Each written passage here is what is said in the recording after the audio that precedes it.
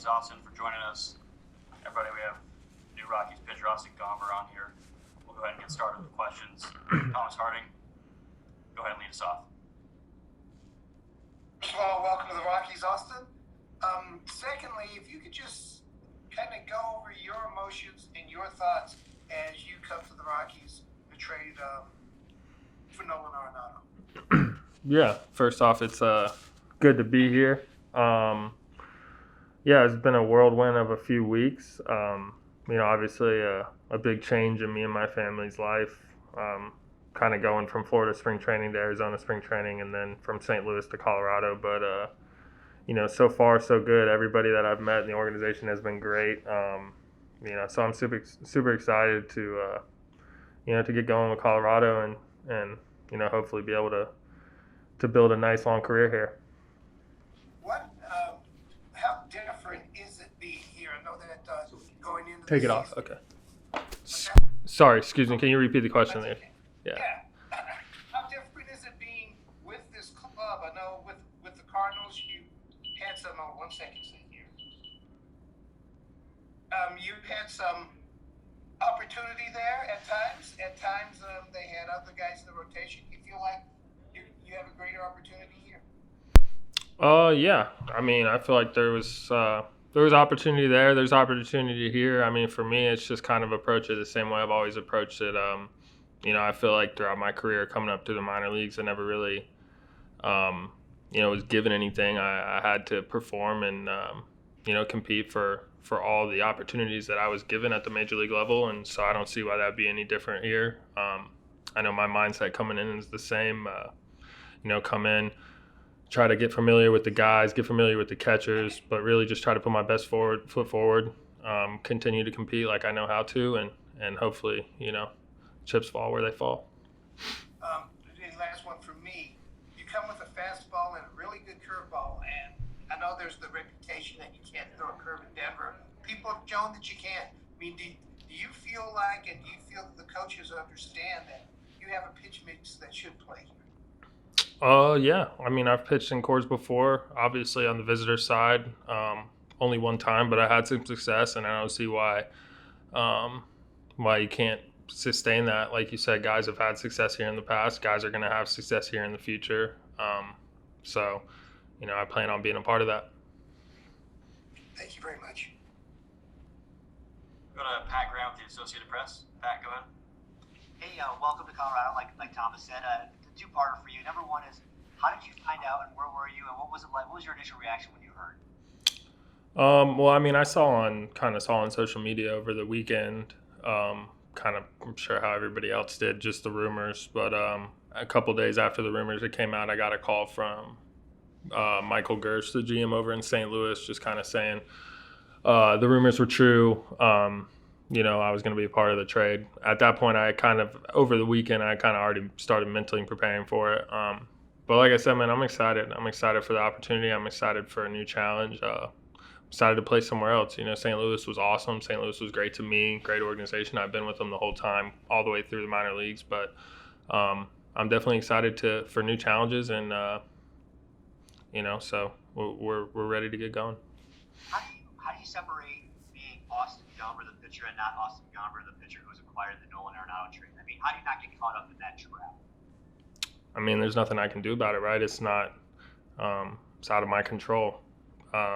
Obviously I understand he was a great player for the organization, and he's definitely one of the better players in the game. And, so for me, I took it more as a compliment that the Rockies would look at me as, part of proper compensation for Nolan Arenado. So, I feel like it's a compliment to my game. It's a compliment to, the trust and the faith that they have in me. And now it's just about going out and proving them right. Go to Tracy Ringlesby. Tracy, go ahead. People talk about Coors Field and the breaking ball at altitude. Bert Hooton, who probably had one of the best curveballs in baseball, learned how to throw it when he pitched for the Boulder Collegians, and always said that it's not hard to throw, you just have to change your release point. Does that make sense? Because you're not going to get as much break, so you want to lower release points so that it doesn't wind up in the hitter zone. Did you find that the one time you pitched there? Yeah, when we came in 2018, my rookie year, to play the Rockies, I mean, there was no change. I mean, our approach was, we're going to pitch it like a normal game. I think a lot of guys get in trouble when they try to overthink things or they try to become somebody they're not. Like, my curveball is one of my best pitches. I'm going to throw it regardless of where I'm pitching. I could be pitching on the moon. I'm still going to throw curveballs. So, as long as I feel like if you just, have that conviction and to be the guy that you are, the reason that you're in the big leagues in the first place, then you can have success there. I think when guys try to maybe change their game plan and be somebody that they're not is where they get into trouble. Thank you, sir. Go to Ed Henderson with KOA. Ed, go ahead. Austin, to add my welcome to what the other folks have said. And I wanted to ask you, in terms of your expectations and goals for yourself, entering spring training this year, anything unusual, anything different that you're bringing to this spring training versus what you might have brought in Jupiter? As far as like the individual expectations and the goals for myself, nothing really changes.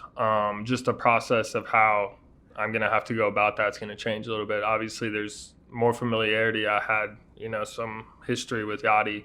I had thrown to him a couple years in spring training. So that learning curve and the other catchers there, that learning curve's a little bit quicker. I came up with guys through the minor leagues. So guys have been seeing me pitch for a long time. So here it's just, I think the biggest thing is going to be getting on the same page with the catchers. What I like to do, when I like to do it, and getting feedback from them. I mean, I've never pitched in the West, so these guys have seen the Padres and the Dodgers and the Giants and the D-backs and all these hitters more than I have. So I'm looking to get feedback from those guys as well. But I think that's the biggest thing is as far as like my goals and what I want to do. That doesn't matter what jersey I'm putting on when it comes to that. But as far as the process of how it goes about, I think it'll definitely be a little bit more challenging because there's relationships that got to get built, and the only way to do that is to get out on the field and actually get that chemistry.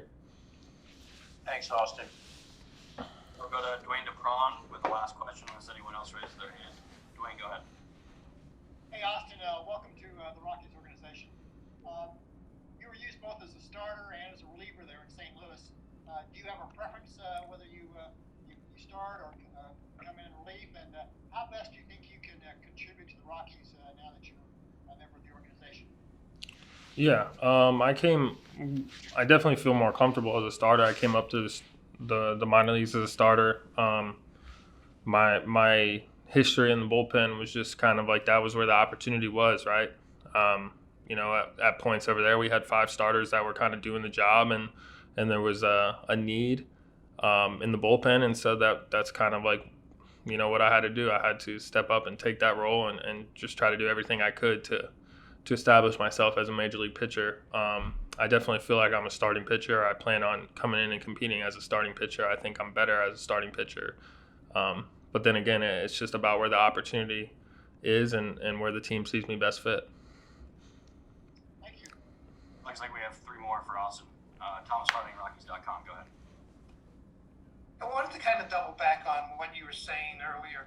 What is it like to be a pitcher breaking into the major leagues with Yachty or Molina as your catcher? I know you read about him probably as from youth, but what difference did he make for you? And what are the things that really makes you his knowledge?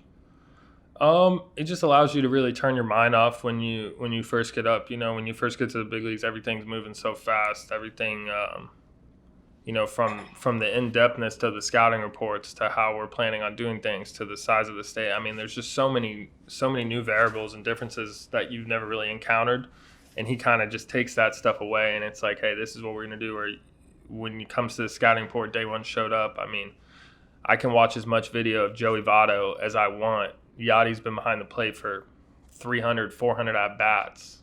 I mean, that experience outweighs anything you're going to see from a scouting report. So I think from that aspect, when you're young, when you come up, he just makes it solely on just make your pitch. You can trust number 4 back there is going to make the right pitch call and just make your pitch.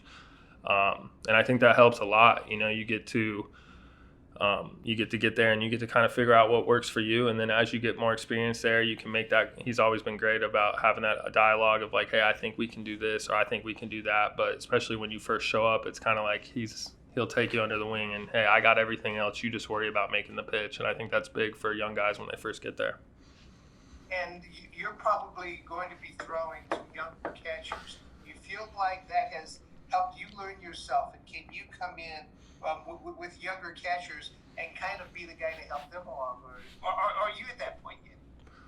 Yeah, I mean, I think I've got enough time now and got enough innings now in the majors where I kind of know what I want to do, at least an idea of how I can have success, what's going to work for me, what's not going to work for me. And like I was coming back saying about the relationships with the catcher, I mean, that just comes with talking to him, throwing bullpens to him, throwing in the games. These spring games will be huge for me, especially getting that chemistry with the catchers.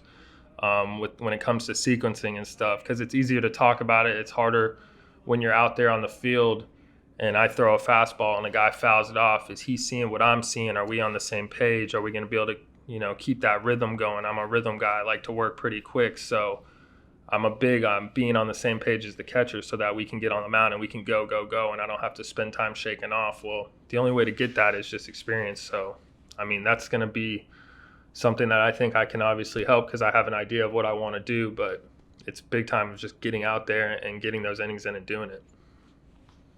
Thank you very much. We'll have Patrick Saunders of the Denver Post, and then we'll finish up with Patrick Lyons right after. Patrick, go ahead. Hi, Austin. Welcome to the Rockies. You touched on my subject just a moment ago when you talked about you're a rhythm guy. You like to work quickly.